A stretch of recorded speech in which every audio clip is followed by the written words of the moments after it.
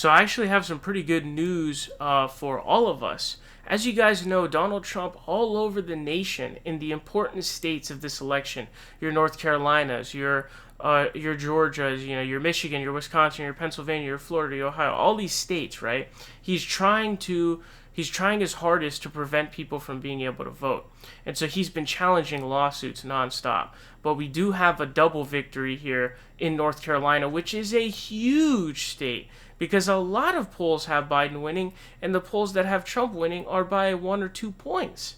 So this headline reads, Supreme Court rejects second GOP effort to block mail ballot extension in North Carolina. It says the Supreme Court on Thursday denied a Republican bid to block a mail ballot extension in North Carolina, a day after rejecting a similar GOP effort in the key battleground state. It says the court's 3 most conservative justices, Clarence Thomas, Gorsuch, and Samuel Alito, would have granted the Republican request. Justice Amy Coney Barrett, who joined the bench Tuesday, took no part in considering the case. The voting breakdown mirrored that of a similar Wednesday night ruling in which the court rejected an effort by the Trump campaign and North Carolina Republicans to reverse a 6-day mail ballot due date extension. Together, the 2 rulings represent a major blow for President Trump and his GOP allies and means that North Carolina mail ballots that arrive by November 12th and aren't postmarked after Election Day will be accepted.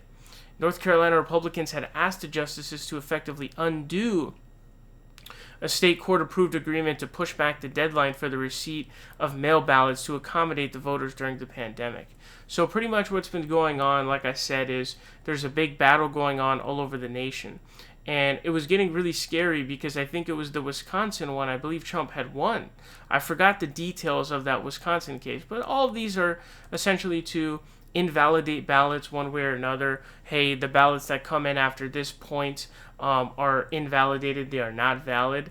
Essentially, that's what these attempts are. Different ways to invalidate votes from people in an attempt to steal the election because Trump can't really win given the numbers right now. And so he's really trying to nut grab to try to maintain the presidency.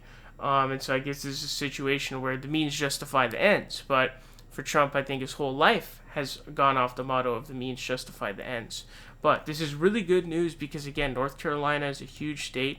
It has a good amount of electoral votes, but as well as that, it's a battleground state. And it's really close to actually going for Joe Biden. So really good news. This has been blocked by the Supreme Court, the GOP attempt.